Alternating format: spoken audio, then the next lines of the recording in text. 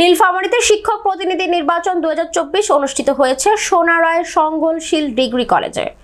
বৃহস্পতিবার দুপুরে 59 জন ভোটার এই দ্বিবার্ষিক নির্বাচনে প্রার্থী হিসেবে অংশ নেন। 3 জন ঘণ্টাব্যাপী ভোট গ্রহণ শেষে ফলাফল ঘোষণা করেন উক্ত নির্বাচন কমিশন ও অত্র প্রতিষ্ঠানের অধ্যক্ষ আব্দুল মজিদ।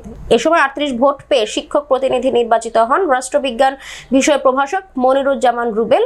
এছাড়া 36 ভোট পেয়ে নির্বাচিত হন অর্থনীতি বিষয়ের প্রভাষক আব্দুল মালেক। এ সময় পোলিং এজেন্ট হিসেবে দায়িত্বে ছিলেন সৈয়দ ABM শরীফুজ্জামান ও সৈয়দ আব্দুল হাদিসা।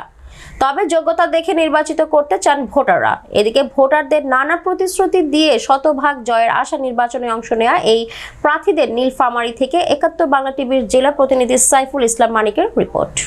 কলেজ শিক্ষক প্রতিনিধি মানে কলেজের সুষ্ঠুভাবে পরিচালনার জন্য আমরা জানি সুষ্ঠুভাবে ক্লাস নিতে পারি, কলেজের পরিবেশ জানি ভালো থাকে, সবার সাথে জানি সুসম্পর্ক থাকে, এটা বজায় থাকবে।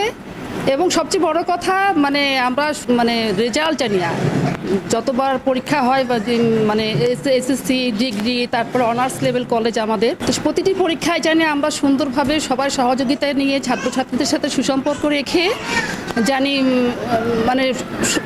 পরিবেশটা সুন্দর থাকে, এই কামনা করছি সবার কাছে। আমি চাই যে প্রতি বছরই ভোট হোক, ভোটের মাধ্যমে যদি নির্বাচিত হয় প্রতিনিধিরা, এতে কোনো ধরনের কোশ্চেন থাকে না।